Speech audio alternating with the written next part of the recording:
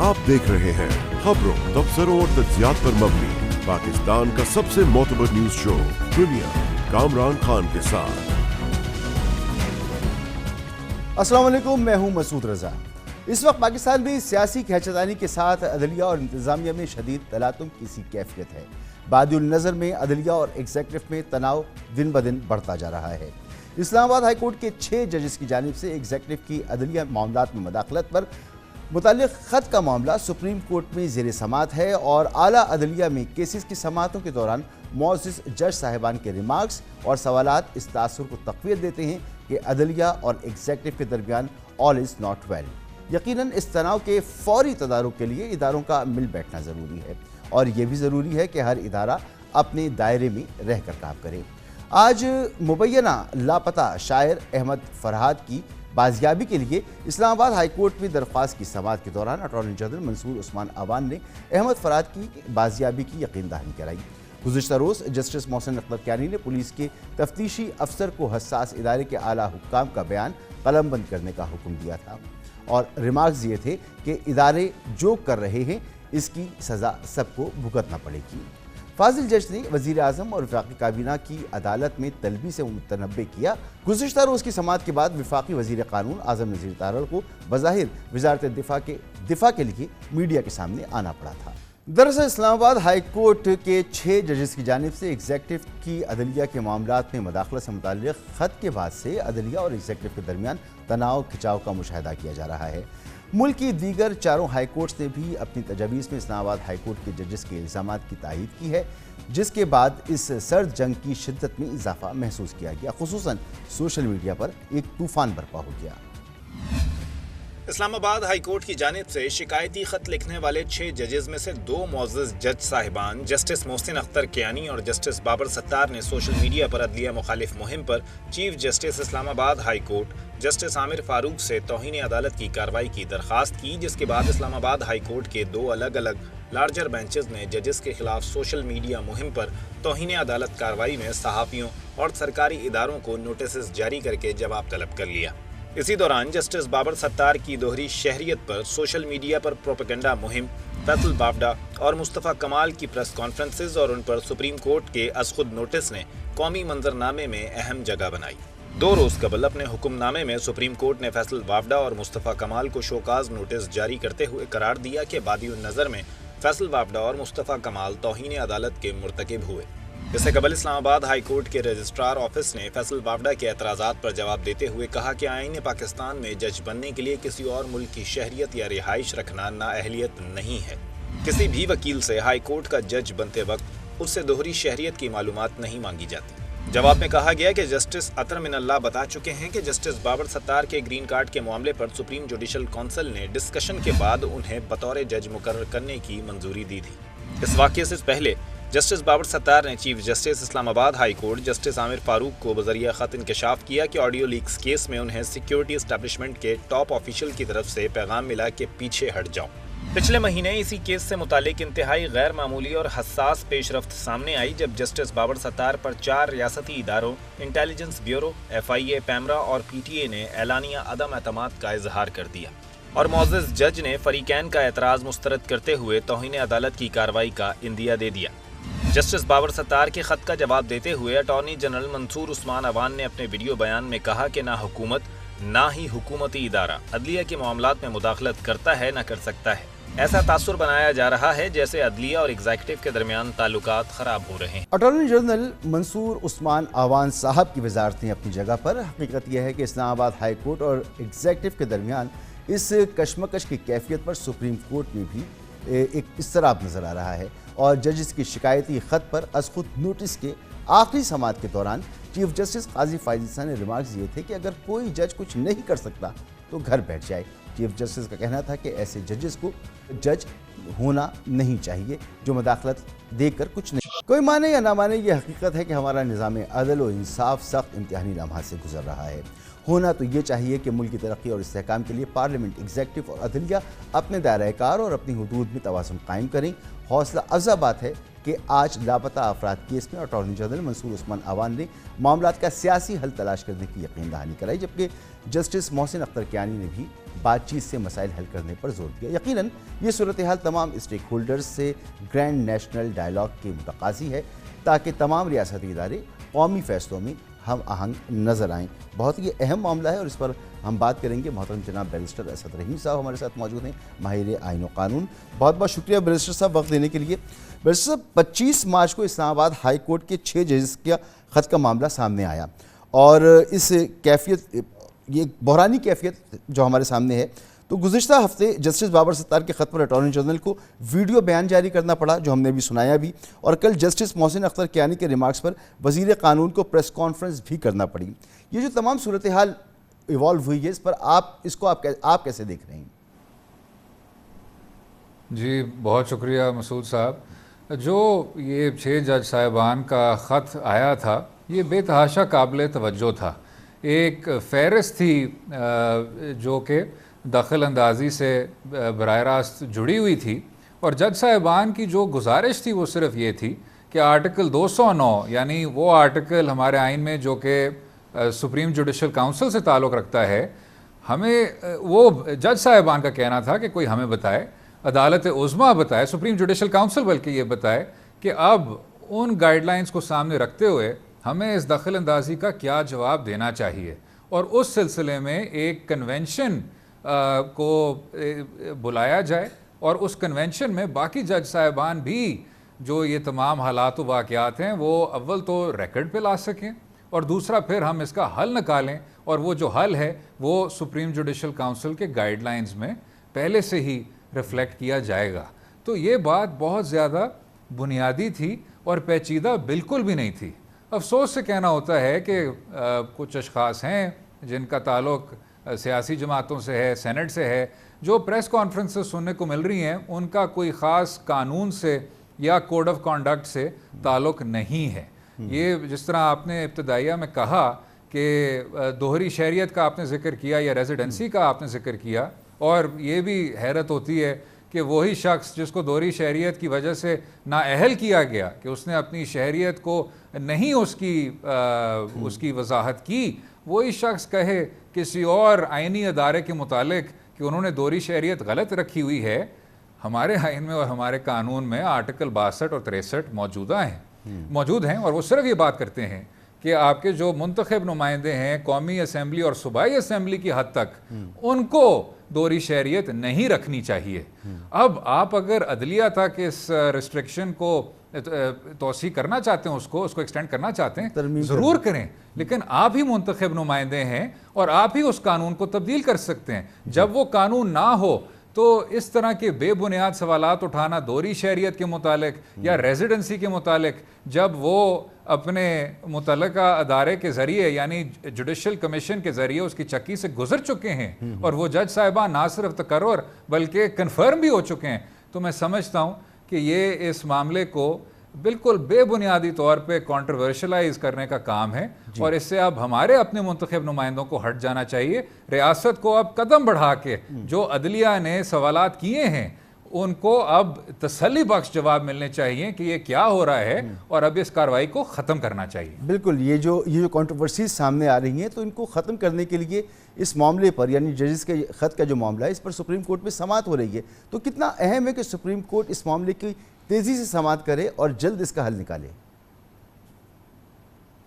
जी आप बिल्कुल दुरुस्त कह रहे हैं मसूद साहब, बेतहाशा अहम है। शायद अब अदालत उज़्मा को भी इस हद तक ज़रूर हरकत में आना चाहिए कि जो दखल अंदाजी का सिलसिला है उसमें कोई रुकावट डालने की तो कोशिश की जाए। ये कहना कि जी आर्टिकल 209 है, सुप्रीम जुडिशल काउंसिल वहाँ मौजूद है, तो उस सिलसिले में तो काजी फ़ायज़ ईसा साहब के ख़िलाफ़ तो बहुत ही ज़्यादा संजीदा कार्रवाई की गई थी और सुप्रीम जुडिशल काउंसिल के ज़रिए की गई थी। उसके बाद जो हक़ाइक़ सामने आए वो बंदयाल साहब के फ़ैसले में भी महफूज हैं, मंसूर अली शाह साहब के फ़ैसले में भी महफूज हैं, जो बिल्कुल आखिर में मकबूल बाकर साहब का जो बेंच था जिसमें काजी फ़ायज़ ईसा साहब का रिव्यू का फ़ैसला था उसमें भी महफूज हैं। कहना मैं ये चाह रहा हूँ कि सुप्रीम जुडिशल काउंसिल से हट के, अदारों से हट के बहुत कुछ ऐसा देखने को मिला है जो कि दखल अंदाजी के दायरे में आता था। और ये बात मैं नहीं कर रहा या मसूद साहब नहीं कर रहे, ये तो चीफ जस्टिस काजी फ़ायज़ ईसा साहब इन काजी फ़ायज़ ईसा वर्सेस प्रेसिडेंट ऑफ पाकिस्तान, उस केस में ये तमाम बात हो चुकी है जी। ये इन तमाम बातों को सामने रखते हुए अदालत उज़्मा को शायद इस बात का एक सेंसिटिविटी इस बात की होनी चाहिए कि अगर इस्लामाबाद हाई कोर्ट के जज साहिबान मुतहद होकर यकजहद होकर ये बात कर रहे हैं तो ज़्यादा संजीदगी से इस बात को तसव्वुर करना चाहिए। तो अब तक की जो प्रोसीडिंग्स हैं उनको देखकर आपको क्या लगता है कि ये मामला कमीशन की तरफ वापस जाएगा या सुप्रीम कोर्ट में ही इसका फैसला होगा? जी, कमीशन, आप अगर एक जो 50 की दहाई का कमीशन ऑफ इंक्वायरी का कानून है आप उसको देख लें, उसमें बेतहाशा कमीशंस आई हैं और चली भी गई हैं, अपने कुछ रिकमेंडेशंस भी दे गई और उन पर किस तरह अमल हुआ वो हमारे सामने है। 2017 में इसी कमज़ोर कानून में आपने कुछ ना कुछ तकनीकी तब्दीलियाँ की, लेकिन ओवरऑल कमीशन ऑफ इंक्वायरी हमें वो ठोस इक़दामात लेते हुए नहीं नज़र आई, वो चीज़ करते हुए। और ये भी मैं समझता हूँ मुस्बत चीज़ थी कि साबिक चीफ जस्टिस तसद्दुक़ हुसैन जिलानी साहब ने ये कहा कि जो पेटर फेमिलियस है, यानी जो इस घर का बड़ा है, वो चीफ जस्टिस साहब ही हैं और चीफ जस्टिस साहब को अब आगे बढ़ना चाहिए क्योंकि ये कमीशन ऑफ इंक्वायरी के दायरे से बाहर है और इसको अब इंट्रा जुडिशली इस पर अब आगे बढ़ना चाहिए। लेकिन यहाँ भी देखा तो यही और सुना यही कि चीफ जस्टिस साहब ने बार बार कहा कि शायद जिलानी साहब किसी की तनकीद में आ गए और उसकी वजह से वो पीछे हट गए। बहुत ज़्यादा एहतराम से कहना चाहिए कि तसद्दुक़ जिलानी साहब का अगर वो ख़त पढ़ें तो ये वाज़े हो जाता है कि ये कमीशन ऑफ इंक्वायरी का काम नहीं है। बेशक बेतहाशा काबिल एहतराम और सीनियर जज साहब हों तसद्दुक़ हुसैन जिलानी साहब जैसे, इसको अब सिर्फ़ और सिर्फ अदालत वो कदम ले सकती है। और फिर जो दूसरा कदम है मसूद साहब, वो यही है कि जो हमारे रियासत के नुमाइंदे हैं, चाहे वो वफाकी वज़ीर कानून हो, चाहे वो अटॉर्नी जनरल साहब हों, दोनों की प्रेस कॉन्फ्रेंसेस का आपने हमें एक एक्सेप्ट सुनाया कि वो भी अब एक तामीरी तौर पे इसका एक हल निकालें और वो सिर्फ तब होगा कि आप जज साहिबान को एट फेस वैल्यू उनकी बातों को सुनें और समझें। जी, बहुत बहुत शुक्रिया जनाब बैरिस्टर असद रहीम साहब, माहिर आईन व कानून। उनकी गुफ्तगू आपने सुनी। यहाँ पर एक ब्रेक लेंगे और ब्रेक के बाद बात करेंगे कि अपोजिशन हो, सहाफ़ती तंजीमें हों, ह्यूमन राइट्स के इदारे हों, सब सरापा एहतजाज बने खड़े रहे, लेकिन पंजाब हुकूमत में हतक इज़्ज़त का बिल 2024 मंजूर कर लिया गया। सहाफ़ती तंजीमों ने इस पर मुल्क गिर एहतजाज का ऐलान किया है। तफसीलात आपको बताते हैं एक ब्रेक के बाद।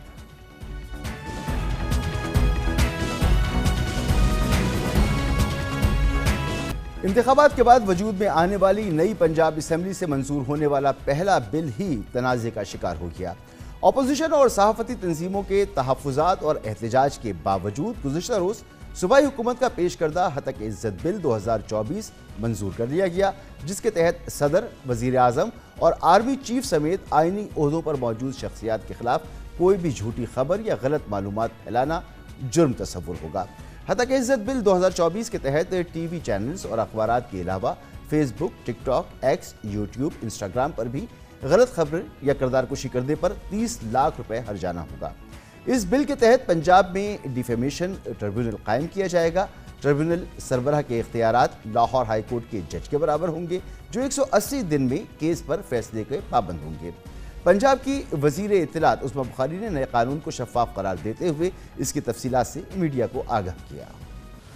सहाफ़ती तंजीमों ने इस बिल को काला कानून करार देते हुए मुस्तरद कर दिया है और मुल्क गिर एहतजाज का ऐलान कर दिया है, जबकि human rights commission of Pakistan ने भी पंजाब असम्बली में पेश किए गए मुजवज़ा हतक इज़्ज़त बिल पर शदीद तशवीश का इजहार किया है। माजी में मीडिया रेगुलेशंस के खिलाफ मुस्लिम लीग नून की क़यादत उस वक्त की हुकूमत को शदीद तनकीद का निशाना बनाती रही, बल्कि मौजूदा वज़ीर आला पंजाब मरियम नवाज़ को आज़ादी इजहार राय के लिए क़यादत समेत खड़े रहने का वादा भी कर चुकी। दूसरी जानिब विफाक ने भी सोशल मीडिया रेगुलेट करने के लिए पीका एक्ट 2016 में तरमीम का फैसला कर लिया है, जिसके लिए राना सनाउल्लाह की सरबराही में 9 रुकनी कमेटी कायम कर दी गई है। कमेटी 15 रोज़ में अपनी सिफारिशात वज़ीर आज़म को पेश करेगी। ज़राए का कहना है कि पीका एक्ट 2016 के कई सेक्शंस और शिकें बदलने की तजवीज़ दी गई है, जिसमें पीका एक्ट के मुकाबले में मुख्तलिफ जराइम नाकाबिल ज़मानत करार देने और इलेक्ट्रॉनिक जालसाजी की सज़ा 3 साल से बढ़ाकर 7 साल या 50 लाख जुर्माना या दोनों सज़ाएँ मुकर्रर करने की तजवीज़ शामिल है। ترمیم کے بعد حکومت کسی بھی سائبر معاملے پر مشترکہ تحقیقاتی ٹیم بھی بنا سکے گی۔ اس معاملے پر ہم بات کریں گے، ہمارے ساتھ موجود ہیں شریک chairperson human rights commission of Pakistan محترمہ منیزہ جہانگیر صاحبہ۔ بہت بہت شکریہ منیزہ صاحبہ وقت دینے کے لیے۔ منیزہ صاحبہ، یہ ریگولیشن تو ضروری ہے نا، سوشل میڈیا ہو یا مین اسٹریم میڈیا ہو، اور اس کے لیے قوانین کی بھی ضرورت ہوتی ہے۔ کوئی ٹھوس وجوہات اس وقت تک صحافتی تنظیمیں یا ہیومن رائٹس کی تنظیمیں وہ فراہم نہیں کر سکیں کہ اس کی مخالفت کیوں کی جا رہی ہے؟ نہیں مسعود صاحب، میں نہیں سمجھتی کہ اس قانون کی ضرورت تھی، چونکہ پاکستان کے اندر آلریڈی حتیق عزت کا قانون موجود ہے۔ یہ خاص ٹرائیبیونلز بنانے کی کیا ضرورت تھی؟ آپ پیرلل جوڈیشل سسٹمز ہمیشہ کیوں بناتے ہیں؟ آپ نے کیا ٹیررزم کے لیے ایک پیرلل جوڈیشل سسٹم، آپ نے اینٹی ٹیررزم کورٹس بنائے، پھر آپ نے ملٹری کورٹس بنائے، اسے کیا دہشت گردی ختم ہو گئی؟ بالکل ختم نہیں ہوئی۔ ہم یہ کہتے ہیں کہ جو کامن لا ہے، جس کے پاس رائٹ ٹو فیئر ٹرائل کے وہ تمام تقاضے پورے کرتا ہے، آپ وہاں پہ جو بھی اکیوزڈ ہے اس کو لے کے آئیں۔ جب آپ اسپیشل ٹرائیبیونل بناتے ہیں، آپ کو پتہ ہے مسعود صاحب، میں اور آپ رپورٹ کرتے ہیں عدالت کے اندر کہ عدالتی کارروائی کیا ہوئی ہے، مگر ان ٹرائیبیونلز کے اندر ہم رپورٹ نہیں کر پائیں گے، اور ان کی کوئی بھی پروسیڈنگز جو ہے اس کے اوپر ہم بات نہیں کر پائیں گے۔ اس کے اوپر ایک بلینکٹ بین ہے، اور جو سب سے حیران کن بات ہے وہ یہ ہے کہ آرٹیکل 10A یعنی جو رائٹ ٹو فیئر ٹرائل کے تقاضے ہیں، ان کی دھجڑیں اڑائی گئی ہیں اس ٹرائیبیونل اور یہ بنایا ہوا ہے اس کے اندر، چونکہ اس کے اندر یہی کہنا کافی ہوگا کہ جی میری ریپوٹیشن جو ہے وہ آپ کے کہنے سے خراب ہو گئی ہے۔ آپ کو کوئی ٹھوس ثبوت ثابت کرنے نہیں ہوں گے کہ کیسے آپ کی ریپوٹیشن جو ہے وہ خراب ہوئی ہے۔ دوسری طرح سے آپ یہ دیکھیں کہ کانسٹیٹیوشنل پوزیشنز کو خاص طریقے سے اس کو ٹریٹ کیا گیا ہے، اس کے لیے خاص جج مخصوص کیا گیا ہے، وہاں پہ جو اٹرنی ہے اس کو خاص پاورز دیے گئے ہیں کہ وہ اپنے کلائنٹ کو جا کے ریپرزینٹ کر سکتے ہیں، جو غلط ہے، اس طرح ہونا نہیں چاہیے اور ہوتا بھی نہیں ہے۔ دوسری طرف یہ قانون ایسا لگ رہا ہے، اگر آپ اس کو براڈ برش اسٹروکس میں دیکھیں تو جس طرح پہلے بھی بڑے قانون بنے، آپ کو بھی پتہ ہے مسعود صاحب، آپ بھی اس کے اوپر رپورٹ کرتے رہے، اور یہ کہا گیا کہ نیشنل انٹرسٹ کی خلاف ورزی ہوئی تو پھر یہ ڈیفیمیشن ہوگی۔ تو مجھے یہ بتائیے کہ آج تک ہمیں کوئی ایسا منسٹر نہیں ملا، انفارمیشن منسٹر، جو ہمیں بتا دے کہ نیشنل انٹرسٹ پاکستان کا آخر کار ہے کیا۔ ہر دفعہ وہ کڑوٹ بدلتی ہے حکومت تو نیشنل انٹرسٹ بدل جاتا ہے۔ تو یہ نہیں ہو سکتا کہ قدغنے لگے یہاں پہ صحافیوں پر، اور یہاں پہ ایکٹیوسٹ کے اوپر قدغنے لگے نیشنل انٹرسٹ کے نام کے اوپر، اس لیے چونکہ یہ جو قانون ہے یہ بہت ویگ ہے، اس کے اندر آرٹیکل 10A کی یعنی رائٹ ٹو فیئر ٹرائل کی کھلی خلاف ورزی ہے۔ آپ نے اسپیشل ٹرائیبیونلز بنائے ہیں، آپ کو کیا ضرورت تھی اسپیشل ٹرائیبیونلز بنانے کی جب آپ کے پاس ڈیفیمیشن کا جو قانون ہے وہ آلریڈی آپ کے پاس موجود ہے، اس کو آپ آپ بہتر درست بنا فرما رہی ہیں، دیتے۔ پہلے سے قوانین تو موجود یہی ہیں، ایون آئین پاکستان بہت واضح ہے اس حوالے سے، اور پھر اس کے بعد قوانین موجود ہیں، لیکن جو قوانین موجود ہیں ان پر فیصلے نہیں ہوتے، 2-3 سال تک معاملہ لٹکا رہتا ہے، تو وہاں سے نتائج نہیں آ رہے تو حکومت نے پھر یہ قدم اٹھایا۔ دیکھیے مسعود صاحب، اس کا مطلب یہ تو نہیں کہ جو آلریڈی ایگزسٹنگ چیز ہے اس کو آپ بہتر بنانے کے لیے آپ اس کو رد کر دیں اور ایک نئی چیز بنا لیں جو اس سے بھی بری ہو۔ میرا تو یہ خیال ہے کہ جو آلریڈی ایگزسٹنگ ہے اس کو آپ اس کے اندر بہتری لاتے ہیں، اس کے اندر آپ نے بہت ساری ریسرچ کی ہوئی ہے، ایکسپرٹس ہیں حاضر، وہ آپ کو بار بار ایک بات بتا رہے ہیں کہ کیسے آپ چیزوں کو بہتر بنا سکتے ہیں۔ مگر جب قوانین مسعود صاحب اس نظریے سے بنائے جائیں کہ ہم نے یہاں پہ آزادی اظہار رائے کے اوپر قدغنیں لگانی ہے، تو پھر وہ جو قوانین جس طرح ہم نے یہ والا قانون دیکھا ہے اسی طریقے سے بنتے ہیں۔ اگر آپ اس کے خد و خال میں جائیں تو آپ حیران ہو جائیں گے کہ اس کے اندر کیا کیا بات کی گئی ہے۔ یہاں پہ یہ کیا کہا ہے، in defamation proceedings a person shall have a defense if he shows that the statement is based on truth، کہ اگر وہ یہ ثابت کر سکے جی کہ یہ سچی بات ہے، یا یہ ثابت کر سکے کہ جو بھی اس نے کرٹیسزم کی ہے وہ فیئر ہے۔ اب مجھے بتائیں کہ اس کا تعین کون کرے گا کہ سچ کیا تھا اور فیئر کیا تھا، خاص طور پہ جب آپ ایک آزادی اظہار رائے کی بات کر رہے ہیں۔ یعنی اگر حکومت کی پرفارمنس کو ہم اپنی سٹوری میں چاہتے ہیں کہ اس کا ایک تجزیہ کر سکیں، تو وہ تجزیہ جو ہے وہ اسی حکومت کے ذہن کے مطابق ہونا چاہیے، صحافی کے ذہن کے مطابق نہیں ہونا چاہیے۔ نہیں بالکل, اور یہ بھی تو ہو سکتا ہے کہ آپ, اچھا مسعود صاحب ایک بڑی حیران کن بات اس کے اندر یہ ہے کہ انہوں نے یہ کہا ہے کہ آپ کو یاد ہوگا کہ یہ بار بار بات ہوتی رہی ججز کے حوالے سے کہ ججز کی جو تعیناتی ہے اس کے اندر حکومت کا کوئی عمل دخل نہیں ہونا چاہیے, مگر اس کے اندر صوبائی حکومت کا مکمل عمل دخل ہے اور وہی انہی کی کنسلٹیشن سے ججز اپوائنٹ ہوں گے. پھر اس کے بعد ایک سرٹن پیریڈ آف ٹائم انہوں نے دیا ہے, اس کے بعد اسیس کیا جائے گا کہ کیا یہ جو جج ہے اس کی اچھی پرفارمنس ہے کہ نہیں ہے, اور اگر اچھی پرفارمنس نہیں ہے تو بغیر اسے کوئی وجہ دیے اس کو ڈسمس کر دیا جائے گا. 18 مہینے کے اندر اس کی ایویلیویشن ہوگی. اب یہ ایویلیویشن کون کرے گا اور کون فیصلہ کرے گا کہ یہ جج جو ہے اچھی پرفارمنس دے رہا ہے کہ غلط پرفارمنس دے رہا ہے, حکومت کے مطابق دے رہا ہے, حکومت کے خلاف دے رہا ہے. دیکھیے ایسے مت کریں آپ ججز کو, اور ان کی جو جوڈیشری کی انڈیپینڈنس ہے, بار بار ججز آج جس بحران میں ہم ہیں وہ اسی وجہ سے ہیں کہ ججز بار بار یہ کہہ رہے ہیں کہ ہماری انڈیپینڈنس کو سمجھو, ہماری انڈیپینڈنس کو رسپیکٹ کرو. تو یہ قانون تو لا کے آپ اور مزید چیزوں کو الجھا رہے ہیں اور مزید بحران کو گہرا کر رہے ہیں. اچھا, اس میں یہ بھی کہا گیا, عظمہ بخاری صاحبہ نے بھی پریس کانفرنس کی, انہوں نے کہا کہ اس قانون کے تحت کوئی کرمنل کارروائی نہیں ہو رہی, کوئی گرفتاری نہیں ہوگی, صرف جرمانہ ہوگا اور یہ سول سوٹ ہوگا, یعنی اس میں کرمنل جو جس طرح سے ٹریٹ کیے جاتے ہیں ویسے نہیں ہوگا. مسعود صاحب میں نے جو اس کے اندر دیکھا ہے اس کے اندر یہ بھی ہے کہ کل کو اگر آپ تک نوٹس, یوزلی ڈیفیمیشن کے اندر ہوتا ہے کہ جی اگر آپ نے میری کوئی ڈیفیمیشن کی ہے تو آپ تک جو ہے کوئی نہ کوئی ایک نوٹس آپ کے ہاتھ میں تھمائے گا, تو پھر آپ کو پتہ چلے گا کہ جی آپ کے خلاف عدالت میں کارروائی ہو رہی ہے. مگر اس کے اندر یہ ہے کہ اگر آپ تک وہ بات پہنچے بھی نہیں اور آپ کے خلاف کارروائی ہوگی اور کیس لگ بھی گیا تو پھر آپ کو 30 لاکھ روپیہ جمع کرنا ہوگا. اب آپ مجھے بتائیں کہ جو عام صحافی ہے, ہمیں تو تنخواہیں نہیں ملتی ٹائم کے اوپر, تو کہاں سے 30 لاکھ جو ہے وہ صحافی جو ہے وہ جمع کرے گا؟ تو یہ بڑا ایک عجیب سا انہوں نے قانون بنایا ہے, اور جسے کہتے ہیں نا کہ ہم وہ کہتے تھے کہ ریاست ہوگی ماں کے جیسی, تو اب تو مسعود صاحب ایسے لگ رہا ہے کہ ریاست ہوگی حولدار جیسی, جہاں ان کا دل چاہتا ہے وہ گردن دبوچنے کی کوشش کرتے ہیں. تو بڑی افسوس کی بات ہے کہ جب اپوزیشن میں یہی پارٹیاں ہوتی ہیں تو یہ ہمارے ساتھ کھڑی ہوتی ہیں, یہ جو میڈیا ایک کا لا ایک لانے والے تھے اور ایک اتھارٹی بنانے والے تھے, اس کے خلاف انہوں نے بڑے بڑھ چڑھ کے انہوں نے بیانات دیے, مگر جب حکومت میں آتے ہیں تو اس سے بھی برے قوانین جو ہیں وہ لکھ جی حالانکہ ابھی ہم نے سنایا بھی کہ وزیر اعلیٰ صاحبہ تو ریگولیشن کے خلاف ہیں, وہ تو چاہتی نہیں کہ کسی قسم کی میڈیا پر ریگولیشن ہو, لیکن ہم خود چاہتے ہیں, ہم صحافتی ادارے خود ریگولیٹ کرتے ہیں, کوشش کرتے ہیں, لیکن اور یہ بہت ضروری بھی ہو گیا سوشل میڈیا کے زمانے میں کہ اس کو ریگولیٹ کیا جائے. آپ نے دیکھا ہوگا سپریم کورٹ کے ججز ہوں, ان کے خلاف پروپیگنڈا, اسلام آباد ہائی کورٹ کے 2 ججز نے خط لکھا, پھر اسلام آباد ہائی کورٹ میں حتیٰ کہ عزت کے ہی معاملہ ہے جس پر ایک پروسیڈنگ چل رہی ہے. تو یہ ضروری تو ہے کہ اس کو کہیں روکا جائے. تو اس کے لیے کیا طریقہ کار ہونا چاہیے, کیونکہ حکومت بھی کوشش کر رہی ہے, ہماری بھی کوششیں, تو کیا کرنا کیا چاہیے؟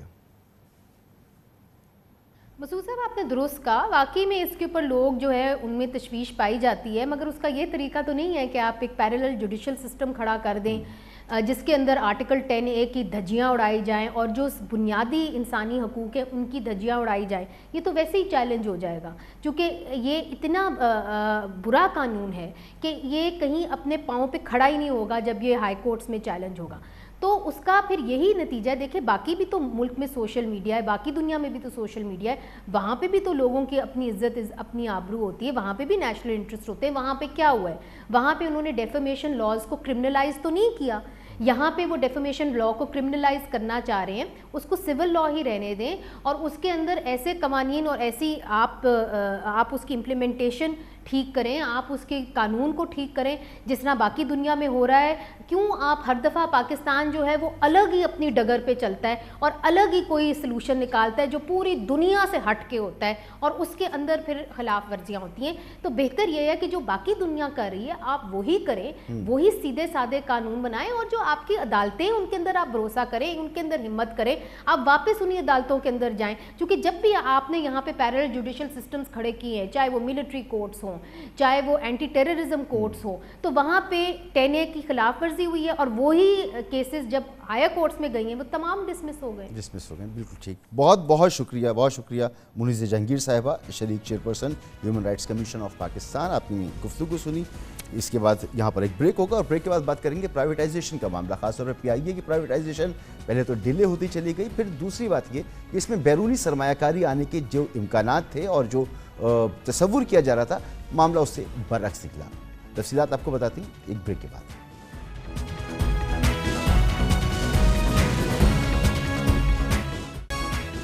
پاکستان میں نجکاری ہمیشہ سے ایک غیر مقبول موضوع رہا ہے, اور خدا کا شکر ہے کہ SIFC کی چھتری تلے ریاست پاکستان نے بیمار قومی اداروں میں اصلاحات کے ان کی نجکاری کو یقینی بنانے کے اقدامات شروع کیے, اور ایک ٹیسٹ کیس کے طور پر قومی ایئر لائن PIA کی پرائیویٹائزیشن کی ورکنگ سے اس عمل کا آغاز کیا. اس سلسلے میں تمام قانونی اور مالیاتی انتظامات مکمل کر لیے گئے. PIA ہولڈنگ کمپنی تشکیل سے نجکاری کے لیے اسکیم آف ارینجمنٹ کی منظوری دی گئی. پچھلے مہینے PIA کی خریداری میں اظہار دلچسپی کے لیے پیشکش طلب کی گئی. انٹرنیشنل انویسٹرز کو متوجہ کرانے کے لیے بیرون ملک روڈ شوز کیے گئے. پچھلے ماہ اظہار دلچسپی جمع کرانے کی تاریخ میں 15 دن کی توسیع بھی کی گئی. کئی ہفتے متواتر خبریں سامنے آئیں کہ PIA کی نجکاری کے لیے جرمنی، فرانس، ترکی، ملائیشیا، ہالینڈ، قطر اور متحدہ عرب امارات کے سرمایہ کار دلچسپی لے رہے ہیں.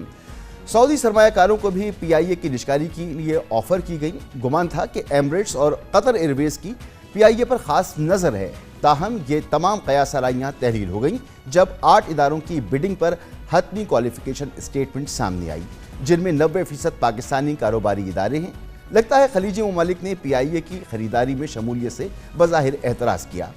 جبکہ ایک چینی کمپنی نے بھی پاکستانی کنسورشیم کا حصہ بن کر PIA میں دلچسپی کا اظہار کیا. گویا PIA کی نجکاری سے براہ راست غیر ملکی سرمایہ کاری کا خواب تاحال تعبیر سے کوسوں دور ہے, اور خدشہ ہے کہ حکومت کی جانب سے PIA کی نجکاری کی پہلے مئی اور پھر جون یا جولائی کی ڈیڈ لائن بھی کہیں مصلحتوں کی نظر نہ ہو جائے. سابق نگراں وزیر نجکاری فواد حسن فواد نے نہ صرف PIA کی بروقت پرائیویٹائزیشن کی یقین دہانی کرائی تھی, بلکہ خلیجی ممالک کی جانب سے PIA کی نیلامی میں دلچسپی کے اظہار کا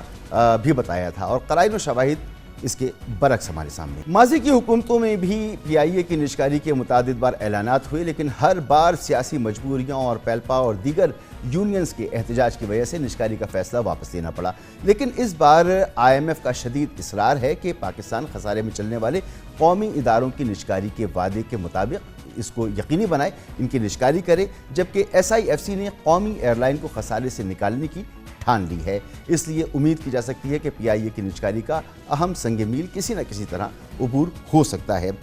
یہ اہم معاملہ ہے, اس پر ہم بات کریں گے. ہمارے ساتھ موجود ہیں سابق وزیر خزانہ ڈاکٹر مفتاح اسماعیل صاحب. بہت بہت شکریہ سر وقت دینے کے لیے. ڈاکٹر صاحب فرمائیے گا, PIA کی بڈنگ کے لیے بڑے دعوے کیے گئے, بڑی کوششیں ہوئیں, بیرون ملک روڈ شوز ہوئے, غیر ملکی سرمایہ کاروں کو اٹریکٹ کرنے کے لیے جو کچھ ہم کر سکتے تھے ہم نے کیا, لیکن جب بڈنگ کے بعد یہ فہرست ہمارے سامنے آئی ہے تو لگتا ہے کہ اس میں تو پاکستانی سرمایہ کار 90% ہیں جنہوں نے کوشش کی ہے کہ وہ اس کو خریدنے کے عمل کا حصہ بنے. تو لگتا یہی ہے کہ بیرونی ملک سے جو سرمایہ کاری آنی تھی وہ خواب شرمندہ تعبیر نہیں ہو رہا. جی میں یہ سمجھتا ہوں مسعود صاحب کے بڑی اچھی بڈز آئی ہیں, مطلب بڑے اچھی سے مرادی کے بڑے اچھے گروپس نے, پاکستانی گروپس نے اس کے اندر انٹرسٹ شو کیا ہے. I am actually a little surprised at the number of people who have actually bid for it. اور اس میں سے اگر یہ 8-9 ہیں تو میرے خیال سے 4-5-6 اس میں سیریس بھی ہوں گے, اور 2-3 لوگ پہنچیں گے ڈیو ڈیلیجنس کے بعد آگے تک. تو میں تو سمجھتا ہوں کہ یہ بات ٹھیک ہے. دیکھیں مسعود صاحب, آپ باہر جو کمپنیاں آلریڈی پاکستان میں کام کر رہی ہیں اور جو نفع کر رہی ہیں اس کے ڈویڈنڈ ہم ترسیل نہیں کرتے. ہم بولتے ہیں وہ ڈالر کی شارٹیج ہے تو 6 مہینے ڈیلے ہوتا ہے, 8 مہینے ڈیلے ہوتا ہے, سال ڈیلے ہوتا ہے.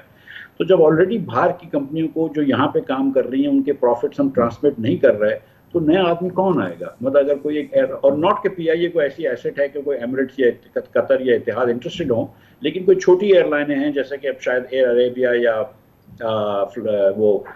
شارجہ کی کوئی ایئر لائن اس میں کسی کنسورشیم میں شامل ہیں, چھوٹی ایئر لائنیں شاید آ جائیں, لیکن کوئی بڑی ایئر لائن PIA تو بہت زیادہ ٹربل ہے, پاکستان سے ڈالر نہیں ملے گا تو لوگ نہیں آئیں گے اس کے اندر.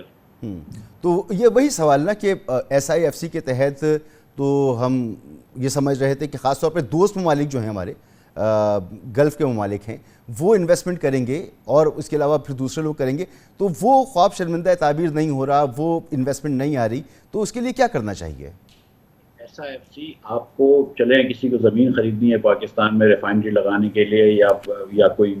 گندم گرو کرنے کے لیے، تو SIFC ان کو زمین دلوا دے گا، ریڈ ٹیپ کاٹ دے گا، کچھ معاملات آسان کر دے گا۔ SIFC ڈالر تو نہیں چھاپ سکتا ہے، اگر اسٹیٹ بینک کے پاس ڈالرز ہی نہیں ہوئے کہ وہ دے سکے باہر کے ملکوں کو ان کے پروفٹس یا ان کے ڈیویڈنڈس، تو وہ SIFC اس کا کیا کر سکتا ہے؟ تو جو آدمی پاکستان میں پیسے لگا رہا ہے وہ یہ بھی تو سوچے گا نا کہ میں پاکستان میں نفع کروں گا تو میں ڈالرز کیسے لے کے جاؤں گا، جب یہاں پہ چائنیز پاور پلانٹس ہیں جن کے آپ نے پتہ نہیں کئی سو ارب روپے آپ نے ابھی ٹرانسمٹ نہیں کیے ہوئے، یا پاور سیکٹر نے نہیں دیا، یا اگر ان کو روپیہ مل گیا تو ان کو ڈالر نہیں ملے، تو نیا سرمایہ کار آنے سے پہلے دیکھے گا تو صحیح نا کہ بھائی جب چائنیز لوگوں کی کمپنیز کو پیسے نہیں مل رہے ڈالر میں، تو مجھ کو بھی وہ بھی اسی لائن میں لگنا پڑے گا۔ اب یہ 6 مہینے 8 مہینے 9 مہینے کی ڈیلے سے ہم دے رہے ہیں، تو اس وقت نیا سرمایہ کار آئے ڈائریکٹ انویسٹمنٹ میں بہت بڑے سرمایہ کار لے کر، یہ بڑی بات ہوگی، میرے خیال سے یہ مشکل چیز ہے۔ جون کے آخری ہفتے تک وزیر اعظم نے کہا اور وزیر خزانہ نے بھی کہا کہ یا جولائی کے پہلے ہفتے تک یہ نجکاری کا عمل مکمل ہو جائے گا، تو آپ کو لگتا ہے کہ یہ عمل مکمل ہو جائے گا اس مدت میں؟ دیکھیے ابھی تو یہ میرے خیال سے پری کوالیفیکیشن میں ہے، پری کوالیفیکیشن کے بعد جب بیڈنگ کرنے سے پہلے شاید یہ لوگ ایک ڈیٹا روم کھلے گا، 1-1.5 مہینہ PIA کے ڈیو ڈیلیجنس کریں گے، تو میرا نہیں خیال ہے کہ جولائی کے پہلے ہفتے میں ہو جائے گا، لیکن چلو جولائی نہیں تو اگست تک ہو جائے گا، 15 اگست تک ہو جاتا ہے، 14 اگست تک ہو جائے تو بڑی اچھی بات ہے، چلیں اگست نہیں سپٹمبر بھی ہو جائے تو ٹھیک ہے، لیکن میرا نہیں خیال ہے کہ جولائی میں ہوگا، آئی تھنک کہ اگست سے پہلے مجھے مشکل لگ رہا ہے۔ اور یہ کتنا ضروری ہے کہ IMF کے پروگرام سے پہلے یہ عمل مکمل ہو جائے تاکہ IMF کا اعتماد بحال ہو؟ دیکھیے جہاں تک ہم پہنچے ہیں کبھی ادھر تک نہیں پہنچے تھے PIA کے لیے، اب آپ نے بٹس کی پوری کوالیفیکیشن کر لی ہوگی، اس کے بعد صرف چیز رہ گئی ہوگی کہ آپ ایک ڈیٹا روم کھولیں گے، وہ کمپنیز ڈیو ڈیلیجنس کریں گی، PIA کے بارے میں سوالات پوچھیں گی، PIA کے جہازوں کو انسپیکٹ کریں گی، PIA کے اکاؤنٹس کو انسپیکٹ کریں گی، وہ سب چیزیں دیکھیں گی کہ ایسٹ لسٹ کیا ہے۔ اس چیز کے اندر بہت جلد نہیں ہو سکتی، کچھ اس کا وقت لگتا ہے، وہ وقت درکار بھی ہوتا ہے کمپنیز کو، خریدنے والے کو بھی، اور ہم کو بھی یہ سوچ سمجھ کے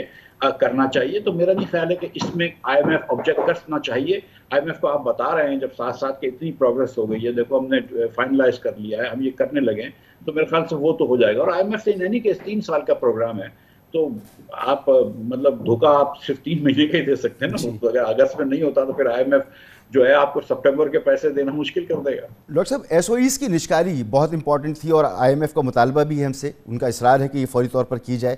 لیکن اس میں بھی کوئی پیش رفت نظر نہیں آ رہی۔ اگر پیش رفت ہے تو صرف اتنی کہ وزیر خزانہ اور نائب وزیر اعظم جناب اسحاق ڈار صاحب کے درمیان اختلاف نظر آیا ہے ہمیں، تو اس طرح کے اختلافات کی نجکاری کے عمل کو مزید سلو کر سکتے ہیں، متاثر کر سکتے ہیں؟ جی یہ اختلافات جو اندرونی اختلافات ہوتے ہیں وہ بھی ڈیلے کرتے ہیں، اس کے بعد یہ بھی دیکھنا ہے کہ گورنمنٹ کی ول کتنی ہے۔ PIA بڑا آسان تھا، صرف 8,000 یا 9,000 پرماننٹ امپلائیز ہیں، یہ کمپنی بڑے عرصے سے نقصان کر رہی ہے، یہ بہت مرتبہ پرائیویٹائزیشن کی بات ہوئی اور 10 سال سے PIA کی بات ہو رہی ہے، تو اب کوئی پولیٹیکل جواز بھی نہیں رہا کہ وہ بات کر سکے کوئی کہ PIA کو نہ کرو۔ جب آپ ڈسٹریبیوشن کمپنیز پہ آئیں گی، لیسکو پہ آئیں گے، فیسکو پہ آئیں گے، تو اس وقت جو ہے وہ حکومت کا ٹیسٹ ہوگا۔ اللہ کرے، میں دعا کرتا ہوں کہ یہ ٹیسٹ پاس ہو جائے، لیکن پچھلے ان کے جو رویے ہیں اور جو بہادری دکھائی ہے انہوں نے، اس سے لگتا نہیں ہے کہ یہ کر گزرے، اللہ کرے ہو جائے۔ اگر SIFC تھوڑی سی ان کو ہمت دلا دیتا ہے تو یہ شاید ہو جائے، اور یہ لیکن بہت ضروری ہے کہ ڈسٹریبیوشن کمپنیز اور سوئی گیس کی کمپنیز اور جتنی بھی کمپنیاں ہیں وہ پرائیویٹائز ہو جائیں، اور آج میرے خیال سے یہ بات بھی آئی ہے کہ کچھ ٹرین کی ریل کی کمپنیوں کو بھی پرائیویٹائز کرنا ضروری ہے، لیکن حکومت کا یہ بالکل، ہماری حکومت کا کام نہیں ہے کہ یہ ریل چلائے یا یہ پیٹرول پمپ چلائے، ان سب چیزوں کو نجکاری کرنا ضروری ہے، ورنہ یہ اصلاحات نہیں ہو سکیں گی، اور ورنہ یہ ان کی جو قیمتیں ہیں جو بڑھی گئی ہیں وہ کم نہیں ہو سکیں گی۔ جی جو بات آپ کہہ رہے ہیں وہی وزیر خزانہ بھی کہہ رہے ہیں، بالکل اسی طرح سے ہے۔ یہ کیبنٹ کمیٹی آف پرائیویٹائزیشن ایک بہت اہم کمیٹی ہوتی ہے، یہ ہمیشہ سے یہ کمیٹی، اس کی سربراہی وزیر خزانہ کرتے رہیں، لیکن اس دفعہ اس کمیٹی کی سربراہی نائب وزیر اعظم اور وزیر خارجہ جناب اسحاق ڈار صاحب کے پاس ہے، اور دونوں شخصیات کے درمیان اختلاف بھی موجود ہے، تو یہ جو ورکنگ ہوتی ہے حکومت کی ہر دفعہ، یہ اس سے ہٹ کر ایک چیز ہوئی ہے، تو اس کو آپ کس طرح سے دیکھتے ہیں؟ دیکھیں یہ حکومت کا اندرونی معاملہ ہے، یہ پرائم منسٹر کا ثواب دید ہے، پرائم منسٹر صاحب بہتر ہوتا کہ ظاہر ہے کہ ایک اگر آپ کسی کو وزیر خزانہ بناتے ہیں وہ اسینشلی ڈپٹی پرائم منسٹر ہوتا ہے, آدھی چیزیں وہ کر رہا ہوتا ہے, تو اسی کے ہاتھ میں یہ چارج دے دیتے. لیکن پھر آپ کو پتا ہے کہ کچھ رشتہ داریاں اور کچھ دوسری چیزیں بھی ہوتی ہیں, تو مطلب آپ خیر کیا کہہ سکتے ہیں. بہت بہت شکریہ ڈاکٹر امتیاز اسماعیل صاحب, سابق وزیر خزانہ. آپ نے گفتگو سنی, اس کے ساتھ پروگرام کا وقت یہاں ختم ہوتا ہے. آپ سے اجازت چاہیں گے. اللہ حافظ.